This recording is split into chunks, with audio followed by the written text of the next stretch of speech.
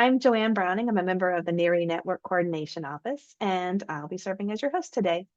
For anyone that may be new to our community, NHERI is the NSF-sponsored Natural Hazards Engineering Research Infrastructure. And we consist of 11 independent sites and facilities that have very specialized resources that you could use to do research to help mitigate the impacts of natural hazards to our nation's infrastructures and to our communities. Now, we've brought this series to you as a way to highlight all of the impactful research that's being done using the NHERI resources. And to do this, we've recruited some really elite researchers in our field to describe their work and the impact that their work is having. We generally do this on the third Wednesday of each month from about 2 to 2:30 Eastern time. Now, as you can see on our opening slide here, there's a QR code that will take you to a YouTube channel where you can see all of the previous NHERI Presents webinars in our series. And when this series is completed, this presentation will also be uploaded there. So please share this with your colleagues and friends who may have been otherwise occupied during this time, but definitely should not miss out on later viewing of this really important work. Now, I also want to take a moment before we get started to recognize two incredible people that have really made the NHERI Presents webinar happen. And that would be Natalie Enriquez of Design Safe, as well as Marty LaChance with the NHERI NCO, both of whom do all of the work to get this started. And you'll notice on Natalie's on her background there that she's also a member of TAC, and this is TAC's 25th anniversary. So TAC is a very special colleague, of course, out of UT Austin, and we want to say happy anniversary, happy birthday to them. Okay, so let's get started. We are really excited today to have Prof Tomiczek as an associate professor in the Naval Architecture and Ocean Engineering Department at the U.S. Naval Academy. She earned her bachelor's degree at the University of Florida and her PhD at the University of Notre Dame. She also completed a postdoctoral fellowship at Oregon State University, but before she joined the ocean engineering faculty at USNA in 2017. Now, Dr. Tomiczek's research focuses on coastal engineering and coastal resilience, and she's participated in a number of field reconnaissance surveys that have helped to evaluate the damage and recovery following tropical cyclone events. And she's also enjoyed contributing to the physical model experiments at the U.S. Naval Academy, at Oregon State, and at Kyoto University. Dr. Tomiczek is particularly interested in advancing the understanding of wave and storm surge loads and the effects that they have on the built environment, as well as characterizing the capability nature-based infrastructure to provide engineering services such as wave height attenuation, force reduction, and overtopping mitigation. So I'm going to hand it over here in a second. I just want to remind our audience that at the bottom of your screen in the Zoom platform, there's a Q&A feature. There's a button there. So please use that feature to put in any questions that you may have for Dr. Tomiczek, and we will absolutely get to those at the end of the presentation. All right, welcome, Dr. Tomiczek. I will stop sharing my slides so that you can begin sharing yours. Sounds good, Joanne. Thanks so much. Let me go ahead and share.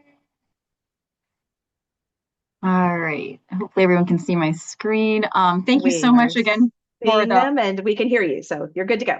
Okay, perfect. Well, thank you again for the opportunity to present here at NHERI Presents. I'm really excited to share some work that we've been doing on large-scale physical modeling to inform flood load design. Before I start, I did want to take a moment to acknowledge the many, many people who have contributed to this project. This is a list of some of the PIs who have been working on this campaign of experiments, but countless other graduate students, undergraduate students, collaborators have been contributing, and it's truly a team effort at the Wave Lab. So I want to acknowledge all of those amazing scientists and engineers. The tale that I want to tell you today is about 3 different laboratory experiments that is a decade in the making. Other than, sort of a motivation, these experiments have sort of built on each other and pushed the envelope to understand wave loads on elevated structures and damage progression in the built environment. And we're also trying to make some big steps for measurement science itself. So can we understand actually what's happening with the wave and use that to inform engineering design standards? So actually taking this data from the Wave Lab and informing that for building codes and engineering design. So as an introduction and sort of motivation, I want to take you guys back to my first year of college. Yep, my first year of undergrad. I can't believe it was that long ago, but when Hurricane Ike made impact on the Bolivar Peninsula and Galveston, Texas. This is a picture from just before the storm. You can see many of the houses are typical U.S. coastal construction, pile elevated wood frame structures.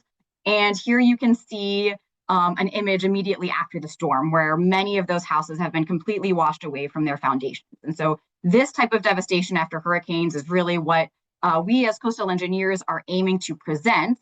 This also formed the basis for a lot of my PhD work because at the time, Hurricane Ike was the 5th costliest disaster in US history, second to Hurricane Katrina and Hurricane Andrew in terms of hurricanes, a couple other heat waves. But since 2008, we've had Hurricane Sandy in 2012, Hurricane Harvey, Hurricane Irma, and Hurricane Maria in 2017, Hurricane Ida in 2021, and Hurricane Ian in 2022. And so now if you look at NOAA's billion-dollar weather and climate disasters, Hurricane Ike isn't even in the top 10. And I think this just goes to show that our coastal communities are more vulnerable than ever. The intensity of storms has been increasing. We're having more and more people continue to move towards the coastline. And so it's really essential for us as coastal engineers to find ways to mitigate this damage. We have a lot of lessons that we've learned from post-storm reconnaissance. So these are just a couple of images from some work that we've done in the field after different storms. We can understand things like debris impact that might cause damage to steel reinforced columns. We can understand what types of damage mechanisms or failure mechanisms are most common. For example, houses being completely washed away from their pile. But a limitation of this field reconnaissance is that we don't understand the physical processes associated with wave structure interaction because all we have is the post-event picture of the storm impacts. We don't really know whether it was the biggest wave that caused the damage or whether it was this accumulation. And so that makes a really good case for physical modeling because here we can control our wave and storm surge conditions. We can measure the heck out of all of these structures. So we can put instruments like pressure gauges and load cells and strain gauges on these structures to characterize these forces. And we can then understand a little bit more about what's going on during these extreme events when nobody wants to be in that place. So for this first phase, we were trying to understand basic horizontal and vertical loads on elevated structures. This is really important because existing guidance at ASCE 7 presented horizontal loads, but they were not verified. And there's not any loads in the guidance as this moment for understanding uplift forces on elevated structures. So we were trying to understand, whether these uplift forces are important, and if so, how do we calculate them? So the first of these experiments, we called it the orange box experiment. This was done on a 1:10 scale. You can see our box there in the flume, our structure, and we have instrumented it with pressure gauges on the front and on the bottom. We also have load cells to measure both the horizontal and the vertical load. One neat thing about these experiments was the framing system. You can see which allowed us to raise and lower the structure relative to the still water level so that we could create different air gap conditions. And in total, we had 10 different air gap conditions ranging from the structure positioned at grade, like a slab on grade structure, to elevated a couple 28 centimeters above the still water level. From these experiments, we were able to plot things like the wave force on the structure. So the figure you can see on the top left is showing the peak horizontal force based on a phase average of regular wave conditions. We also tested random waves, which are sort of like storm wave conditions. And so we had a variety of non-breaking wave conditions, broken wave conditions, and then these impulsive breaking wave conditions, which cause sort of these maximum critical forces. At the time of the peak horizontal force, we could also plot the pressure distributions on our structure, which is really important because a lot of the existing guidance for calculating pressure distributions is based on kind of these predicted pressure distributions. So we were able to compare our experimental data against existing guidance at the time from ASCE 7-16, minimum design guidelines for buildings and other structures, as well as some proposed equations based on modifications to work done by GOTA in 2010. As you can see, for kind of all of our wave cases, we saw ASCE 7-16 greatly over predicting the existing wave force, which in a perfect world is a good thing. It's not bad necessarily. It's certainly conservative, but this is creating, a much more expensive design. And so if we can better understand what the actual wave forces are, we can actually design to mitigate those loads. We also found that we could apply the modified Goda equations to our elevated structure by truncating the pressure distribution as it was raised above the bed. And this was really important because previously ASCE 716 didn't have guidance for incorporating horizontal forces on elevated structures. We found that the modified Goda pressure distributions were conservative for all cases for non-breaking, breaking, and broken wave conditions, and were able to propose this new pressure distribution for ASCE 722. And so this was a big step forward. The other thing we learned from these experiments is that the vertical force is actually pretty important. And so here, this figure is basically plotting the ratio of the vertical force to the horizontal force as a function of the structure relative height above the still water level. And so when the structure A over H is equal to 0, basically this case here in the middle, that is when the structure's base is positioned at the still water level. And you can see that's actually when the vertical force is the largest, and sometimes up to 10 times as high as the horizontal force. And so this is indicative that, vertical forces can't be ignored, and we need to understand what's happening so that we can incorporate these in flood load designs. And so some recent work by Doyle et al. Was able to develop a pressure distribution for the underside of the structure, for the wave uplift on that other side of the structure, and build that off of the existing design guidelines for horizontal forces. And so continuing that pressure distribution from the modified Goda equations, we can now predict a vertical uplift force and use that to estimate the force on the structure. This is becoming really important for future consideration of coastal structures, especially as we think about structures that might be affected during the 500-year storm conditions or other storm conditions. And so some takeaways from the orange box experiment is that the vertical force is important, and we can also do a better job with the, at the time, existing design equations. But there's still, some idealizations that we make in the lab. And so you saw that structure was sort of like an orange box. We could add some realism. So we could add things like piles. We could add real floor subassemblies. We could add real, design construction practices. And then we can also try to understand this idea of damage progression. Some things that we saw in the field is that a lot of times you see almost like this accordion-like failure of some of the structural components, but we don't really know whether those are caused by, single wave impacts or that's like accumulated damage over time. And so this next set of experiments we were able to conduct on a 1:6 scale in the directional wave basin at the NHERI Wave Facility at Oregon State University, following designs for real coastal construction houses. And so our test bed was Ortley Beach in New Jersey, which was significantly affected by Hurricane Sandy in 2012. And we tested two different structural archetypes. We tested a slab on grade structure, so a structure with its base positioned basically on the flume bottom. And then we tested a structure that was elevated on piles. We used the FEMA Coastal Construction Manual and other design standards to create realistic, wall framing systems, floor subassemblies, pile connections. And you can see a couple pictures of construction kind of on this slide, as well as the structure is positioned in the flume kind of before testing started. And we could compare the difference of how the slab on grade house experienced damage relative to the pile elevated structure. And so here's a couple of videos. You can see this is kind of some of the first instances of damage on the slab on grade house. You can see sort of the wave impacting it and some of the wall panels coming off. And then as we continue to raise the water level and throw more waves at it, you can see the structure is a lot more damaged by this time. It's lost the walls in the back, some significant displacement there. And then finally, the wave that took it down. And so we can actually start to see this cumulative damage and then ultimately test the structure until failure. We were able to continue testing for the elevated structure. It took a couple more water levels before we were able to have this house fall down. But again, being able to measure sort of with pressure gauges and load cells the existing wave conditions as the structure experienced cumulative damage.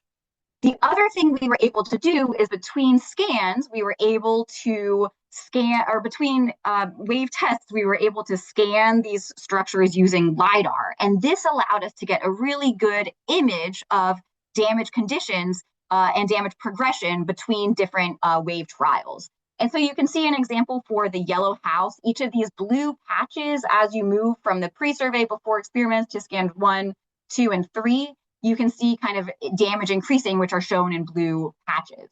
And we were similarly able to do this for the orange pile elevated structure, where you can see damage accumulating over time. And then Duncan et al. In 2021 were able to actually create these damage ratios to predict the damage state based on sort of the relative water level at the structure. This was really important. Duncan also worked on a predictive equation for understanding the vertical force on the underside of that structure. So based on what we learned from the orange box experiments, we were able to actually get a few more pressures and get some good predictive equations for the pressure distribution due to wave uplift on the underside of the structure. And so that brings us to phase 3. I think the 1-on-6 experiments were really exciting. It's really challenging to be able to test a structure until failure. A lot of times we need to use rigid structures because you only get to fail once. But we were able to actually do it again, and we were able to do it at a bigger scale. So these brings us to the most recent experiments, which were conducted last summer at the Directional Wave Basin at OSU. And this was a really exciting way to continue to add realism to the structural design and to improve measurement science for wave structure interaction. So here we were able to take advantage of some cool technology that I'll show you in a second to understand sort of what's going on as waves are impacting structures and the structural response itself. So the concept for these experiments was based on observations we made after Hurricane Ian and Hurricane Helene affected the Florida Gulf coasts. We saw, significant differences between structures built to, a higher elevation compared to those built to a lower elevation. So it's clear that pile elevated structures are good, but you need to elevate it high enough. And so we considered 2 different kind of design conditions, the 500-year storm design and then the 100-year 1% annual exceedance probability design. We constructed these structures at a 1-on-3 scale. You can see some of the students working hard on construction, assembling the houses, and ultimately getting them into the flume. We had a lot of really neat instrumentation that we used. The first I want to tell you about are these Qualsys markers. So you can see a couple pointed out here, but these were positioned all over the house. And this was a visual tracking system that allowed us to measure real-time structural response during the wave events. And so you can see a time series for these 2 markers here. This is showing waves impacting the structure. And then we have a really big wave impact the structure and see this permanent deformation of about 1.7 millimeters that is not, so we've lost sort of that elastic response, or yeah, we've lost our response there and have kind of moved into the plastic regime for the structural deformation. And these are, sub-millimeter measurements, so you can't really observe it with the naked eye, but definitely important for the overall response of the structure itself. Other instrumentation we had a wave run-up gauge, so we could actually see sort of how high the waves were impeding on the structure. And then we also had pressure sensors. So one really important thing about the pressure distribution for ASCE 7-22 is that the pressure at the base of the structure was what informed the vertical uplift force for proposed design equations for the uplift force. And so we were able to position pressure gauges strategically so that we could measure those pressures and see sort of this real-time variation in pressures across the structure. I want to show you guys a couple movies. So here you can see kind of the first instances of damage as we start to impact the structure. You can see kind of some of the walls starting to get damaged. And continuing damage, we start to see some damage to the door frame coming out, more damage to the walls as waves continue to impact the structure. And again, similar to the 1-on-6 experiments, we were also able to perform LiDAR scans. So this figure credit goes to Marshad Amini, a professor at the University of Rhode Island, who was able to quantitatively identify kind of these damaged areas based on really high resolution LiDAR scanning after each wave trial. And then I just wanted to show you guys kind of this last video, which is showing our structure as we tested it to failure. And so you can see finally structure falling down, but it's the result of this accumulative damage over the course of this modeled storm. And so lots of really exciting experiments, but there's also been a lot of exciting impacts of this work, which has been going on for quite some time. Most recently, you guys might be able to click on this QR code and it'll take you to a hurricane risk tiny houses from practical engineering. And so I think this is a really exciting way to kind of reach out to the public. This is sort of a layman's terms explanation of what's going on when waves interact with structures and why it's important to care about coastal resilience. So that was a really fun and exciting way to showcase some of the experiments that have been going on at Oregon State. Also really proud of the impacts that we've made for engineering design standards. And so as I mentioned, the work spanning from the first experiments, the 1:10 scale orange box, informed the flood load design guidelines for ASCE 7-22. We were able to publish the horizontal force equation and pressure distribution in ASCE 722, and we've proposed the vertical force equation for the next cycle for ASCE 7-28. And so that's kind of moving along. It's a long and rigorous process, but I think it's definitely worthwhile to improve kind of the robustness of these flood load chapters. We also are publishing this data set because we want people to use it for numerical modeling. And so I think I'm going to run out of time if I were to try to tell you about all the cool numerical model studies that have been out there, but I did want to call out just a couple by Hyung-Soo Park, who was able to model this using AdCirc and OpenFOAM. He was able to model the orange box experiments. And these are really cool because then you can extrapolate to other conditions. Oh no, I think my PowerPoint just restarted. I'm so sorry. You're totally fine. You've still got time. Let's see if we can get there. Yeah, we can get back. Let's see where we are. Here we are. Cool. Tori, you're so resilient. Sorry about that. Anyways, and I also wanted to acknowledge Keenan Hubbard, who's been doing some really exciting smooth particle hydrodynamics modeling on the most recent experiments conducted at 1:3 scale. If you are interested in modeling this data, we would love that. And so please check out NHERI Design Safe Cyber Infrastructure. These QR codes will take you directly to the data sets that we've published for the 1:10 experiments and the 1:6 experiments. We are working on the 1:3 experimental data, so please stay tuned for that or reach out directly to some of the folks at the Wave Lab if you're interested in modeling that data. Other impacts too, I would say, is for the workforce development. We've had countless graduate students, undergraduate students, visiting researchers, international collaborators, students working at the Naval Facilities Command coming in and working on these tests. I shamelessly put a picture of myself in because this experiment also kind of kicked off a lot of my interests and kind of post-grad work in coastal structures. So this has been transformative for me as well. And so thanks to all of the mentors that I've had. But want to wrap it up there with kind of some conclusions. I think we've really been pushing the envelope at the NHERI experimental wave facility at Oregon State University by understanding this fundamental understanding of wave forces and their impacts on coastal structures. This is informing design codes. We're improving the robustness and resilience of coastal communities. And then we're also pushing the envelope for measurement science. So that's pretty exciting. But I think the work is not done. We've been getting bigger and bigger, but I think there's a lot of opportunity for prototype scale testing. In particular, this is important for some things that have been brought to our attention from the ASCE 7 flood load committee. So things like breakaway walls or things like uplift forces in the presence of overhang. So if you have a deck or a balcony, that could actually increase your damage depending on how you connect it to your structure. Scour processes, wave soil structure interaction is another knowledge gap that I think there's a lot of room for experimentation to inform some of the processes there. And then these prototype experiments would allow for scaling effects to be better understood, as we go from 1:10 to 1:1, or even scale down to 1:20 or 1:50. There are some opportunities to do this, through rapidly deploying things in the field before hurricanes, or taking advantage of some of the structures that have been abandoned, for example, in Rodanthe, in the Outer Banks of North Carolina, are losing structures, so instrumenting those as they fail.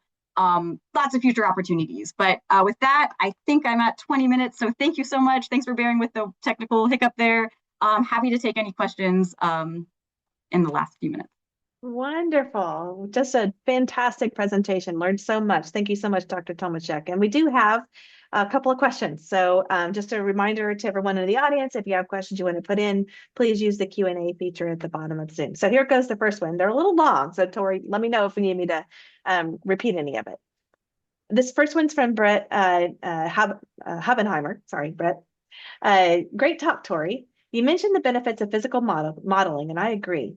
But what missing processes do you think would be most important to investigate with field observations if a pre-storm deployment were possible, e.g., infragravity waves, oblique waves, or directional spread, topographic slope, enhancing upwards flows, scour, something else?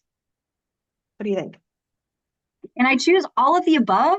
That's a great question, Brett. Thank you so much. I think scour is a really important one, but I also think sort of exactly as you described, these different wave interactions with the structure itself and the structural response. I think one limitation right now that we have with damage curves or fragility curves is that they're all based on the peak intensity, but it's not necessarily clear whether that peak intensity is, one big wave that causes the damage or whether it's this damage accumulation over time. And so I think this observation of the structural response throughout the entire storm would be really, really cool to get.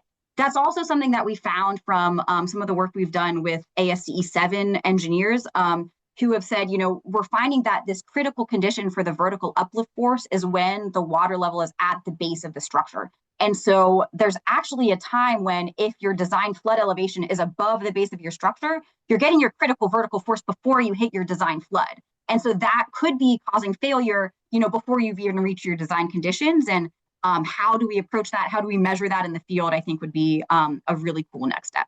But I think all of the things you mentioned are super important. So just to call out, a couple that I've been thinking about lately. Fantastic. Lots of work to be done. Here's the next one from Joseph Canny. It seems to me that the ultimate damage and damage progression will depend to some degree on the behavior of fasteners. How do you fabricate these features so that their behavior scales properly, i.e. the loads on them and their strain failure? That is a great question. I can assure you that we did, and I will have to point you to the graduate students to answer the hard questions about how we kind of did that scaling. But we were pretty conscientious. It's hard as you scale down, especially kind of for the 1-on-6 experiments. I think some of those connections, it's hard to get that right.